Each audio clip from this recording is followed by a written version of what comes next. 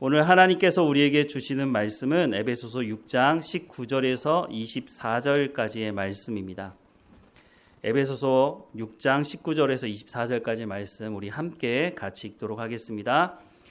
또 나를 위하여 구할 것은 내게 말씀을 주사 나로 입을 열어 복음의 비밀을 담대히 알리게 하옵소서 할 것이니 이 일을 위하여 내가 쇠사슬에 매인 사신이 된 것은 나로 이 일에 당연히 할 말을 담대히 하게 하려 하심이라.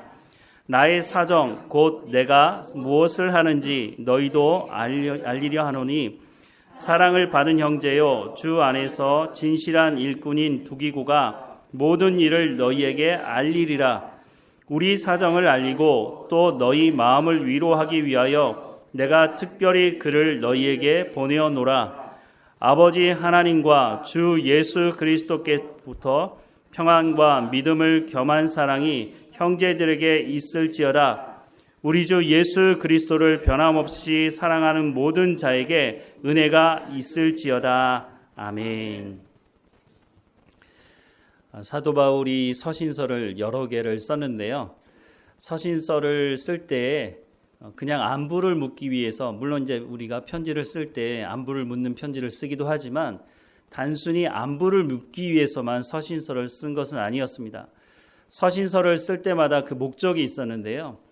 고린도 전서 같은 경우에는 고린도 교회에 여러 가지 문제들이 있었는데 그 문제들에 대해서 어떻게 하면 좋을지 사도 바울에게 물었습니다. 그리고 사도 바울은 그 물음에 대한 답을 하면서 고린도 전서를 쓴 것을 알 수 있습니다. 에베소서 같은 경우에는 에베소 교회에 무슨 문제가 있어서 편지를 쓴 것은 아니었습니다.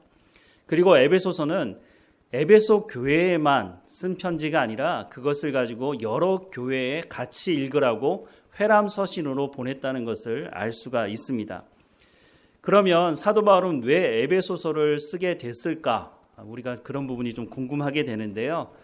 오늘 본문의 말씀을 통해서 하나님께서 왜 에베소서를 쓰게 하셨는지, 또 마지막으로 사도 바울이 에베소 교회에게 또 다른 교회들에게 부탁하는 말은 무엇인지 우리가 좀 살펴보려고 합니다. 우리가 잘 알고 있지만 사도 바울은 다메섹으로 가는 도중에 예수님을 만나게 됩니다. 사도행전 9장 1절부터 6절 말씀을 우리 같이 한번 읽어보겠습니다. 사울이 주의 제자들에 대하여 여전히 위협과 살기가 등등하여 대제사장에게 가서 다메섹 여러 회당에 갈 공문을 청하니 이는 만일 그 돌을 쫓는 사람을 만나면 물론 남녀하고 결박하여 예루살렘으로 잡아오려 함이라. 사울이 행하여 다메섹에 가까이 가더니 호련히 하늘로서 빛이 저를 둘러 비추는지라.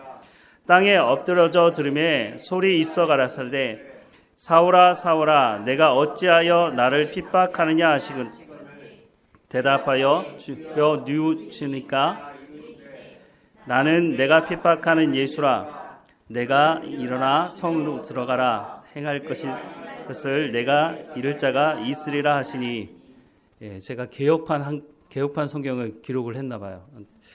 조금 다르긴 한데 이렇게 예수님을 만나게 된 사도 바울이 예수님을 만나기 전에 얼마나 열심히 대단했는지 모릅니다. 왜냐하면 예수 믿는 사람을 잡겠다고 공문까지 받아가지고 예루살렘도 아닌 다메섹까지 가서 잡아오겠다는 열심을 가지고 있었죠. 그런데 이 사도 바울이 예수님을 만나고 난 이후에는 그 열심을 예수님은 하나님의 아들이시고 예수님이 바로 우리의 구원자시다라고 하는 것을 선포하기 시작했다는 겁니다. 그런데 다메섹까지 가서 예수님을 믿는 사람을 잡으려고 했던 이 사도 바울이 회심하고 난 이후에 정말 사도 바울이 회심한 것이 맞느냐라고 하는 의심을 갖는 사람들이 꽤 많았던 것으로 보여집니다. 첫 번째로 사도 바울이 다메섹 도상에서 예수님을 만나고 난 다음에 앞을 보지 못하게 됐죠. 그래서 하나님께서 아나니아라고 하는 사람에게 가서 사도 바울을 만나고 그 눈을 뜨게 하라라고 하는 말을 해줍니다. 근데 그때 아나니아가 하는 말이, 아니 사도 바울은 우리를 잡으려고 여기까지 온 사람 아닙니까? 라고 주께 응답하는 모습을 보게 됩니다. 그 이후에도 이런 일들은 많았는데요. 그런데 그 많은 사람들 중에 유독 바나바라고 하는 사람은 사도 바울이 어떻게 주님 앞에 부르심을 받았는지를 알아차렸던 것 같아 보입니다. 그래서 사도행전 9장 26절부터 30절 말씀에 보면 사울이 예루살렘에 가서 제자들을 사귀고자 하나 다 두려워하여 그가 제자됨을 믿지 아니하니 라고 말씀합니다. 정말 회심한 거 맞아? 정말 회개한 거 맞아? 의심스러워했다는 거죠. 그래서 만나지 않으려고 할 때 27절에 보면 바나바가 데리고 사도들에게 가서 그가 길에서 어떻게 주를 보았는지와 주께서 그에게 말씀하신 일과 다메섹에서 그가 어떻게 예수의 이름으로 담대히 말하였는지를 전하니라. 사울이 제자들과 함께 있어 예루살렘에 출입하여 주 예수의 이름으로 담대히 말하고 헬라파 유대인들과 함께 말하며 변론하니 그 사람들이 죽이려고 힘쓰거늘 형제들이 알고 가이사라로 데리고 내려가서 다소로 보내니라 라고 말씀을 하고 있습니다. 모든 사람들이 사도 바울이 회심에 대해서 의심하고 있을 때 바나바는 그것을 알아차리고 그 사도 바울을 사도들에게 또 제자들에게 소개하고 또 이 예수 믿는 공동체 안에 뿌리를 내릴 수 있도록 도움을 주었다고 말씀을 하고 있습니다. 그런데 여기서 끝나지 않고 바나바는 나중에 안디옥에 파견을 받아서 교회를 세울 때에 이 사도 바울을 불러다가 함께 안디옥 교회를 세우게 됩니다.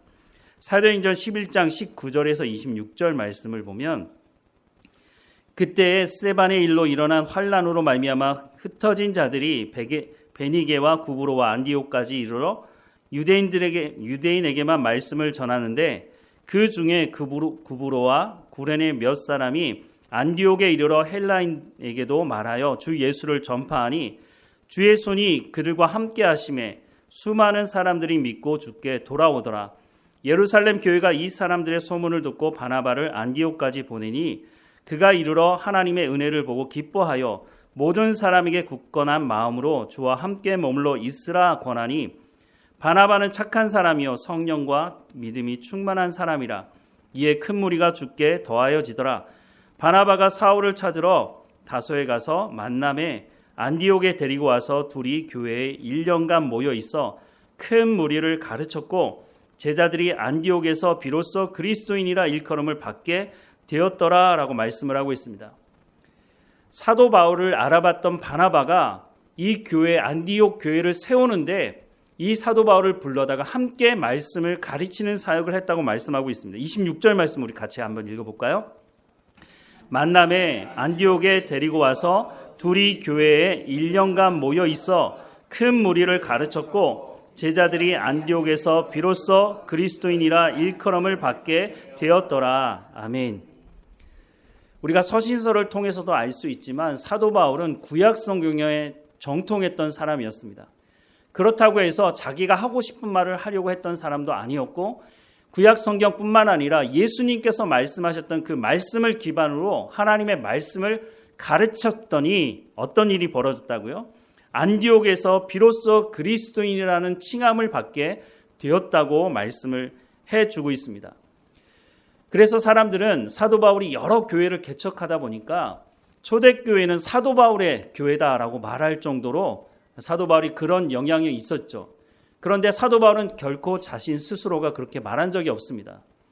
에베소서에도 나타나지만 교회의 머리는 예수 그리스도라고 말했고 사도 바울은 자기가 세우고 싶은 교회를 세운 것이 아니라 하나님께서 말씀하시는 교회를 세웠다는 것을 자신도 강조하고 있고 또한 성경도 그것을 말씀해주고 있습니다.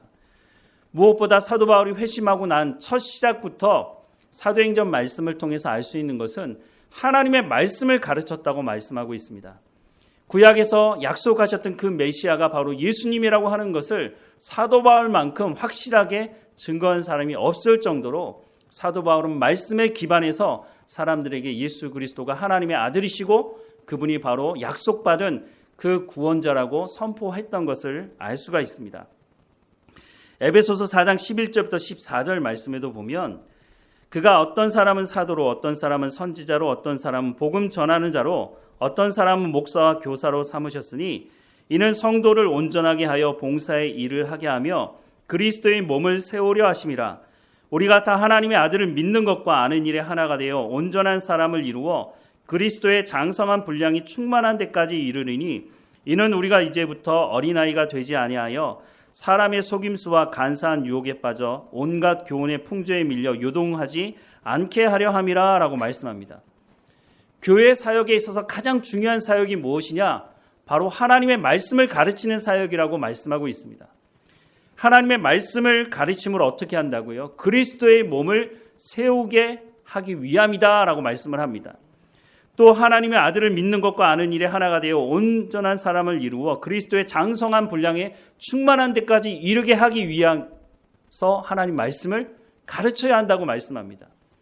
그런데 왜 이런 말씀을 하고 있느냐면 당시 초대교회 안에도 물론 예수님을 믿고 교회 안에 왔다고 하지만 그 사람들 안에서 사람의 속임수와 간사한 유혹에 빠져서 거짓 교사와 거짓 복음에 휩쓸리는 사람들이 있었다는 것입니다.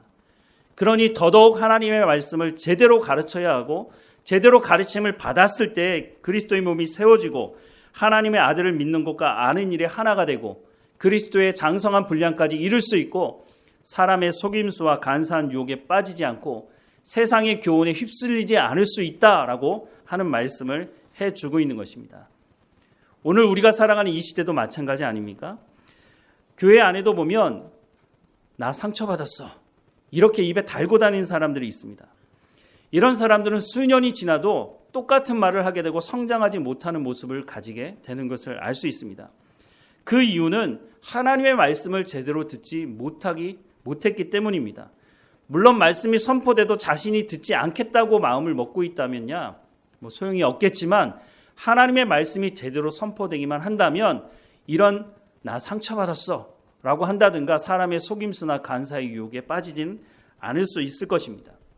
사랑하는 여러분, 우리가 하나님의 말씀을 온전히 듣지 못하고 열심히 일해서 교회는 성장할 수 있을지 모르지만 예수님이 46년 동안 지어진 그 성전을 향해서 뭐라고 말씀하십니까? 제자들도 주님 보십시오. 이 성전이 얼마나 화려하고 좋습니까? 라고 말씀했을 때 예수님이 얼마 지나지 않아서 돌 위에 돌 하나도 남기지 않고 다 무너지게 될 것이라고 말씀하지 않습니까? 교회 역사가 100년이면 뭐합니까?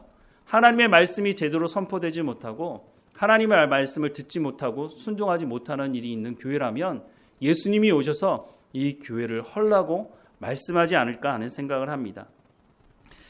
바나바가 다소에까지 가서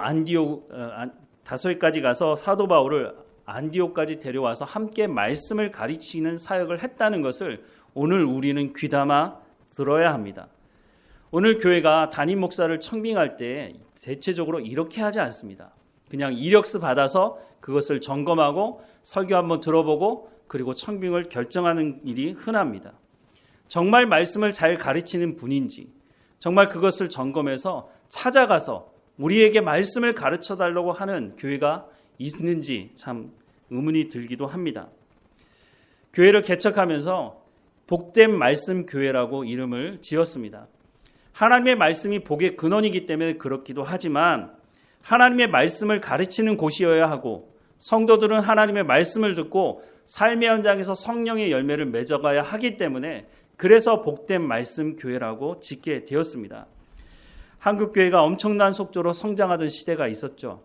제가 교회학교 다닐 때 또 청년 때 숫자적으로 참 많이 성장을 했습니다. 여러분 모두가 거의 이 부분들을 경험했을 겁니다.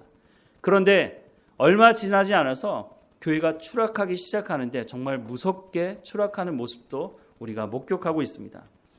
왜 이렇게 되었을까? 이런 부분을 보면서 이렇게 말씀하는 분도 있습니다. 호세아서 4장 6절 말씀에 내 백성이 지식이 없음으로 망하는도다.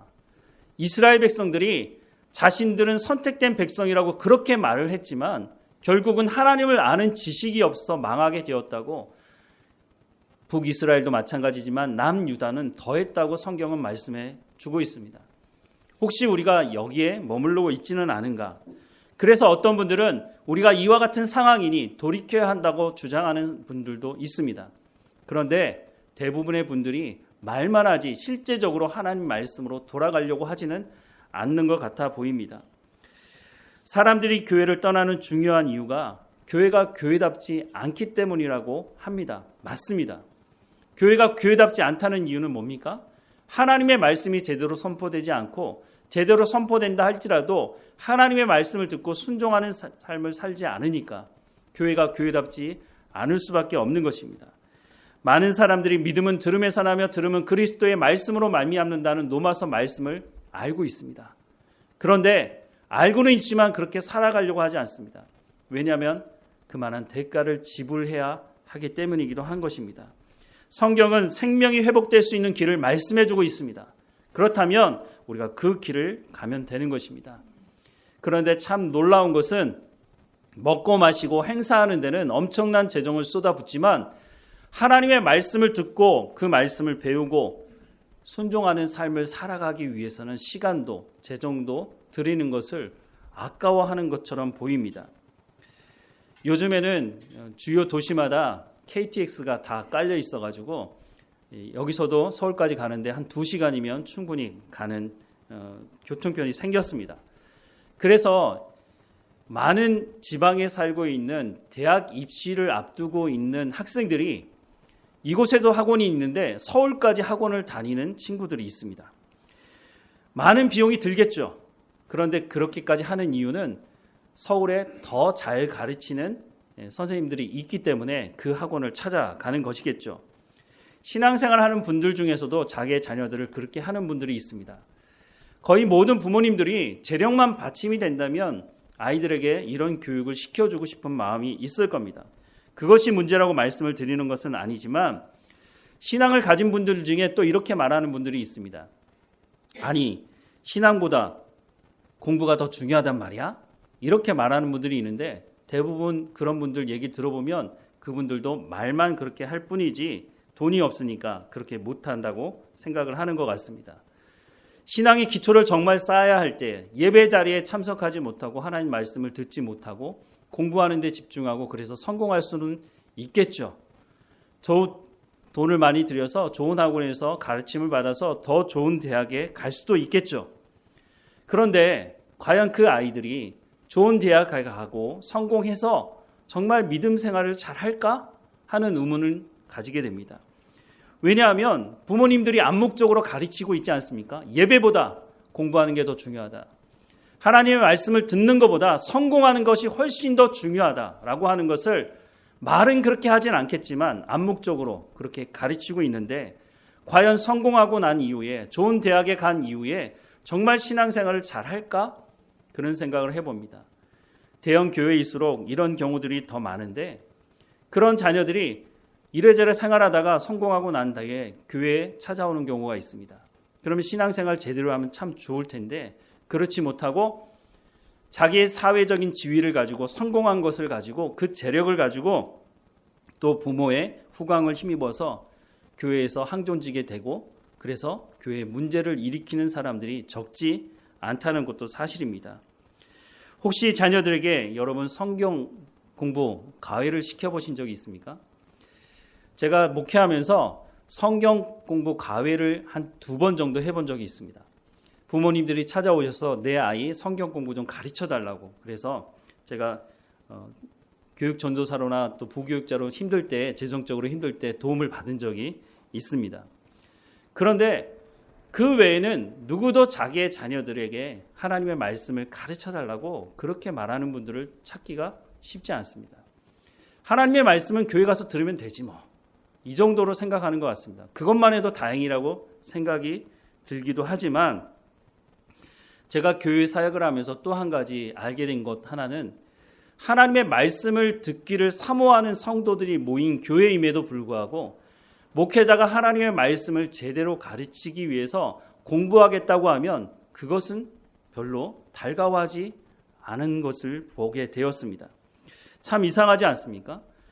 목사를 통해서 하나님의 말씀을 잘 듣고 싶고 좋은 말씀 듣고 싶어 하면서도 목사가 하나님의 말씀을 더 연구하겠다고 더 공부하겠다고 학교를 더 다녀야겠다고 하면 그것에 대해서는 별로 달가워하지 않은 이유는 뭔지 잘 모르겠습니다. 복된 말씀교회는 교회 이름에 기반을 두어서 정말로 말씀을 잘 가르치는 일이 있어야 하겠고 또 성도들도 말씀을 사모하면서 말씀에 집중하고 그렇게 성장하는 교회가 되어야 하리라고 생각이 듭니다.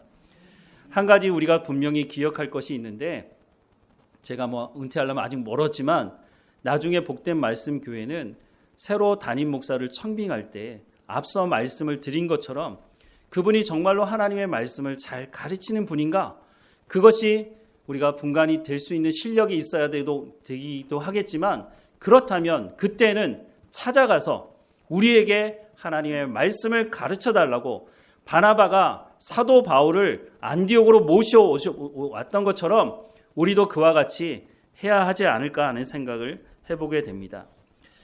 안디옥에서 하나님의 말씀을 가르쳤던 사도 바울은 거기서 멈추지 않고 1차 전도여행을 다니면서 많은 교회를 세우게 됩니다.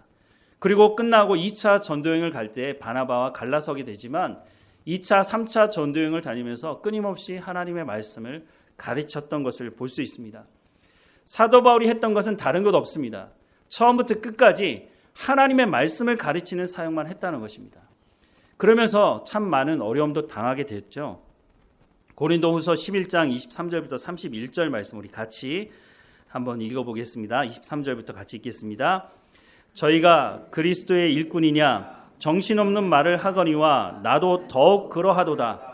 내가 수고를 넘치도록 하고 옥에 갇히기도 더 많이 하고 매도 수없이 맞고 여러 번 죽을 뻔하였으니 유대인들에게 40에 하나 감한 매를 5번 맞았으며 3번 태장으로 맞고 1번 돌로 맞고 3번 파선하는데 일주야를 기품에서 지냈으며 여러 번 여행에 강의 위험과 강도의 위험과 동족의 위험과 이방인의 위험과 시내의 위험과 광야의 위험과 바다의 위험과 거짓 형제 중에 위험을 당하고 또 수고하고 애쓰고 여러 번 자지 못하고 줄이며 목마르고 여러 번 굶고 춥고 헐벗었노라. 이 외의 일은 고사하고 아직도 날마다 내 속에 눌리는 일이 있으니 곧 모든 교회를 위하여 염려하는 것이라. 누가 약하면 내가 약하지 아니하며 누가 실족하게 되면 내가 애타지 아니하더냐. 내가 부득불 자랑할진대 내가 약한 것을 자랑하리라. 아멘. 사도 바울이 이 말씀을 하고 있는 것은 자신의 영웅담을 말하고 싶어하는 것이 아닙니다. 내가 이렇게 고생했으니 나를 위로해 달라는 말을 하고 싶어서 이 말씀을 기록한 것도 아닙니다. 사도 바울이 이 말씀을 기록한 이유는 이것이 바로 내가 받은 사명이고 하나님 말씀을 전하다가 당한 것이니 난 이걸 기쁨으로 받아들인다. 내가 이렇게 고생한 것에 대해서 불쌍히 보지 마라. 나는 하나님 앞에 받은 그 사명을 온전히 감당한 것뿐이다 라고 하는 것을 말하고 싶어한 것이었죠. 사도 바울이 예루살렘에 올라가면서 에베소 교회 장로들을 만나게 되는데 그때 이런 말을 합니다. 사도행전 20장 24절에 보면 내가 달려갈 길과 주 예수께 받은 사명 곧 하나님의 복음 은혜의 복음을 증거하는 일을 마치려 하면은 나의 생명조차 조금도 귀한 것으로 여기지 아니하노라 라고 말씀을 하고 있습니다. 사도 바울은 이렇게 예루살렘에 올라가서 2년 동안 잡혀 있게 되고 또 로마에 가서 또 2년 동안 잡혀 있었습니다. 사도 바울이 여기저기를 다니면서 복음을 전하는데 그 열심을 가지고 다녔던 이 사람이 무려 4년 동안이나 잡혀 있게 됐으니 얼마나 답답했을까요? 그런데 이 4년 동안 사도 바울은 앞만 보고 달려왔던 이 사도 바울은 자신이 어떤 사역을 해왔는지를 돌아보는 시간을 가지게 됐습니다. 무엇보다 로마에 갔을 때는 이제 재판을 받게 되는데 이 재판의 결과가 자신이 사형을 당할지 자신이 어떤 일을 당할지 알지 못하는 상황이었고 무엇보다 교회를 개척하기만 하면 교회가 잘 성장하겠지 이런 생각을 했는데 교회로부터 들려오는 소식을 들어보니까 거짓 교사들, 거짓 선지자들이 거짓 복음을 전하기도 하고 또한 예수 믿는 사람들이 하나님의 말씀을 온전히 듣지 못하고 어떻게 살아가야 되는지도 모르는 이런 일들이 벌어지는 것을 보면서 그러면 내가 직접 가서 목회하지 않더라도 하나님의 말씀을 전하면서 교회가 어떻게 성장해야 되고 교회는 어떤 말씀을 듣고 하나님 말씀에 순종해야 하는지 교회에 대해서 정리하게 되는데 그것이 바로 에베소서 말씀이었다고 하는 것입니다. 에베소서에는 사도 바울이 자신이 개척한 교회이니까 자신이 원하는 대로 교회가 이루어져야 한다고 말하고 있지 않다는 것입니다. 앞서 말씀을 드렸지만 사도 바울은 에베소서를 기록하면서 자신의 생각을 기록한 것이 아니라 구약에 기록된 하나님의 말씀을 근거로 예수님께서 말씀하셨던 그 말씀의 근거로 교회는 이렇게 되어야 한다라고 하는 것을 기록하고 있다고 하는 것입니다. 오늘 교회 안에서도 교회가 이래야 된다, 저래야 된다라고 말하는 사람들이 적지 않습니다. 그런데 이렇게 말하는 사람들의 말을 들어보면 참 안타까운 것은 에베소서 말씀을 한 번도 읽어보지 않았던 것 같습니다. 에베소서를 통해서 하나님께서 말씀하는 교회가 어떤 교회인지 말씀하고 있음에도 불구하고 그 말씀을 듣지 않고 자기 생각을 얘기하니까 충돌이 일어날 수밖에 없는 것이죠. 저도 참 다양한 사람들의 말을 들어보고 다양한 사람들을 경험해 봤는데 대부분의 사람들은 입으로는 그렇게 말합니다. 교회의 머리가 누구냐? 예수님입니다 라고 말하죠. 그런데 실제적으로는 말은 그렇게 하면서 자신이 교회의 머리가 되어서 교회는 이렇게 되어야 한다, 저렇게 되어야 한다 말하는 사람들이 적지가 않다는 것이죠. 또 이런 사람들의 이야기를 들어보면 대부분 도덕적이고 윤리적인 차원에서 이야기합니다. 대표적으로 이웃을 섬겨야 된다. 맞는 말이죠. 성경에서도 하시는 말씀입니다. 그런데 더 중요한 말씀은 빼놓고 하지 않습니다. 하나님을 사랑해야 한다라고 하는 것을 말하지 않는다는 것입니다. 내 생각은 아니 세상 사람들도 이웃을 섬기는 것은 말합니다. 그런데 하나님을 사랑하라고 하는 것은 세상 사람들은 말하지 않습니다. 하나님을 사랑한다는 게 뭡니까? 하나님의 말씀을 듣고 순종하는 것입니다. 하나님의 말씀을 듣고 순종하는 사람이 그러니까 예수님의 말씀대로 이웃을 사랑하라고 하는 그 말씀에 순종해야 하는 것입니다. 그런데 이렇게 된 가장 중요한 이유가 어디 있을까? 바로 목회자들에게 있다는 것입니다. 목회자들이 하나님의 말씀을 제대로 가르치지 않으니까 하나님의 말씀을 듣는 사람들이 하나님의 말씀이 저런 거구나. 성경을 봤다면 아니라고 생각을 했을 텐데 성경을 보지 않고 그냥 그 말만 들으니까 그 말이 맞는 줄 알고 잘못된 판단을 하게 되는 것이죠. 적지 않은 목회자들이 자신의 야망을 목회 비전이라는 것의 틀에 집어넣어서 주장을 하는데 또 이런 자신의 야망을 목회 비전이라고 거창하게 말하는 그 말을 또 좋아하는 사람들이 있습니다. 그래서 그것이 교회를 성장시킬 수 있다고 믿고 쫓아가는 것이죠. 이런 야합이 이루어지다 보니까 교회는 성장할지 모르지만 교회가 세상 사람들로부터 손가락질 당하고 성장하지 못하는 일이 일어나게 되는 것입니다. 그래서 목회자를 청빙할 때 꼭 묻는 질문 중에 하나가 이겁니다. 교회를 어떻게 성장시킬 겁니까? 그러면 거기에 맞는 답을 또 해줘야 되지 않겠습니까? 전도대를 구성하고 각종 프로그램을 만들어서 교회를 활성화시켜서 그렇게 교회를 성장시키겠다고 말하는 사람들은 있지만 하나님의 말씀을 제대로 가르치겠습니다. 성도들이 변화된 삶을 통해서 그 삶의 현장에서 하나님의 자녀들이 어떤 삶을 살아가는지를 보여주고 그 사람들의 입을 통해서 복음이 제대로 증거되게 해서 전도가 될 수 있도록 하겠다고 말하는 사람들을 만나보기는 쉽지 않다는 것입니다. 예수님의 말씀은 내가 분부한 모든 것을 가르쳐 지키게 하라고 말씀했지 그 삶을 통해서 변화된 삶을 통해서 복음을 증거하라고 가서 하나님 말씀을 가르치라고 말씀하셨지 다른 것을 말씀하지 않았다고 하는 것을 사람들은 기억하지 않는 것 같습니다. 세상에 네 종류 사람이 있다고 합니다. 잘 알면서 열심을 내는 사람, 두 번째는 잘 알지만 열심을 내지 않는 사람, 세 번째는 열심도 없고 잘 알지도 못하는 사람, 네 번째는 잘 알지 못하면서 열심만 내는 사람. 가장 위험한 사람이 어떤 사람일까요? 다시 한번 말씀드릴까요? 잘 알면서 열심을 내는 사람, 잘 알지만 열심을 내지 않는 사람, 잘 알지도 못하고 열심을 내지 않는 사람, 마지막으로 잘 알지 못하는데 열심만 내는 사람. 어떤 사람이 가장 위험할까요? 가장 위험한 사람은 잘 알지 못하면서 열심을 내는 사람입니다. 세상에서도 그렇고 교회에서도 마찬가지입니다. 하나님에 대해서 잘 알지 못하면서 성경 말씀에 대해서 제대로 알지 못하면서 열심만 내는 사람, 그 사람.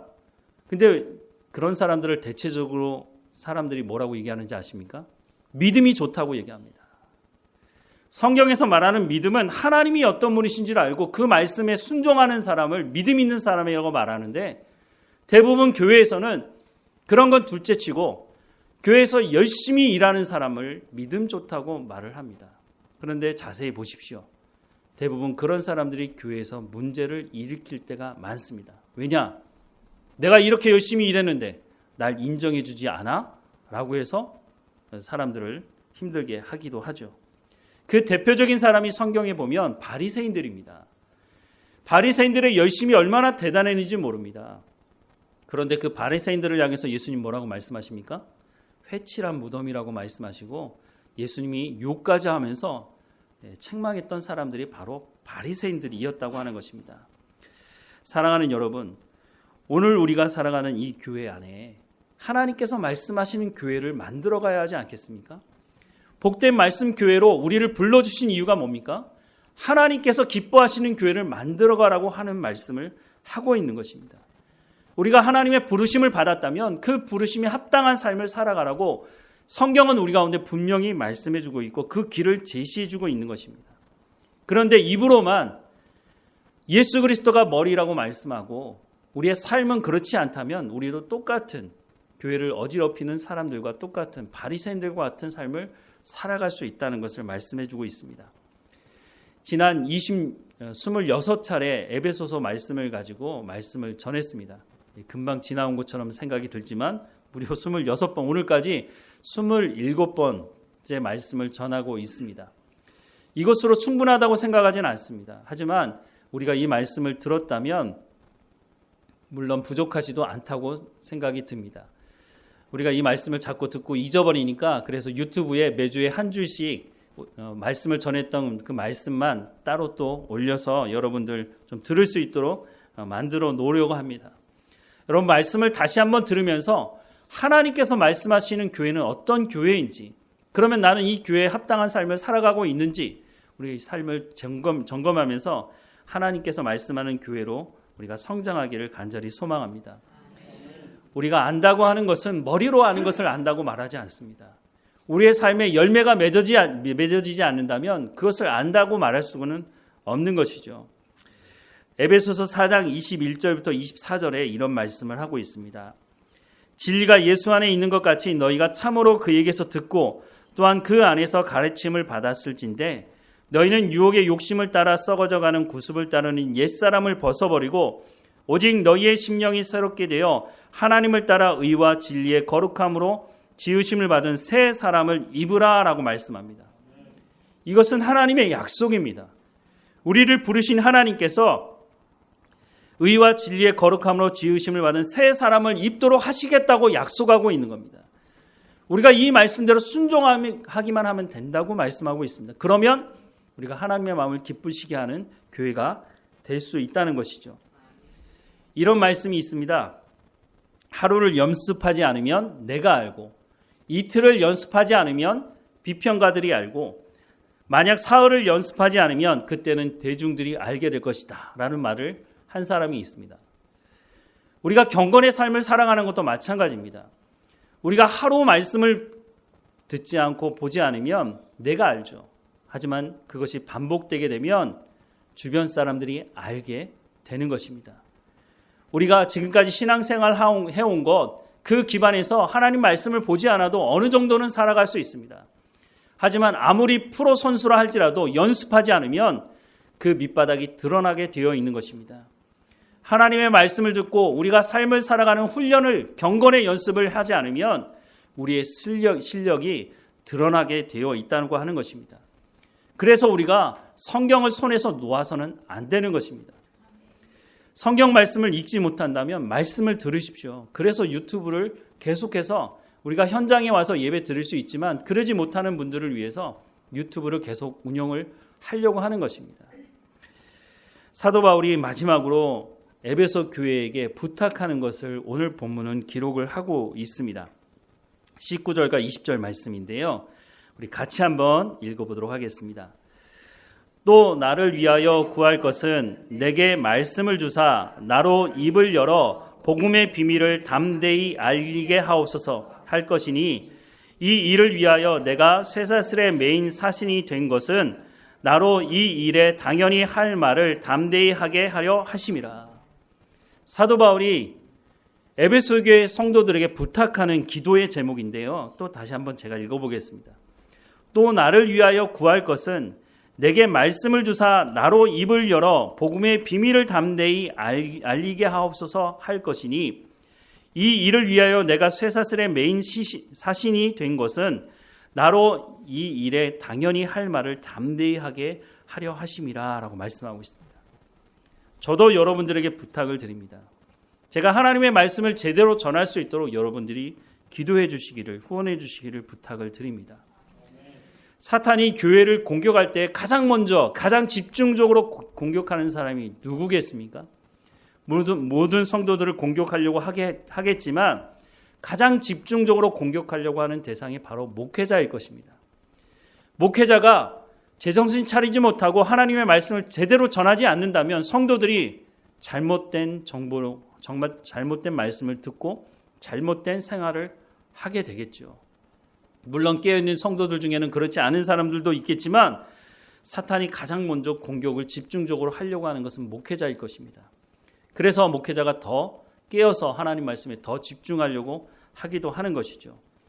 여러분들이 함께 말씀을 전하고 말씀을 듣고 순종하는 일을 위해서 함께 중보하며 기도해 주셔야 할 것입니다. 우리가 하나님께서 모이게 하시고 하나님께서 세우신 교회이니 하나님께서 성장시키시고 하나님께서 우리를 그리스도의 장성한 분량까지 이르게 하실 것입니다.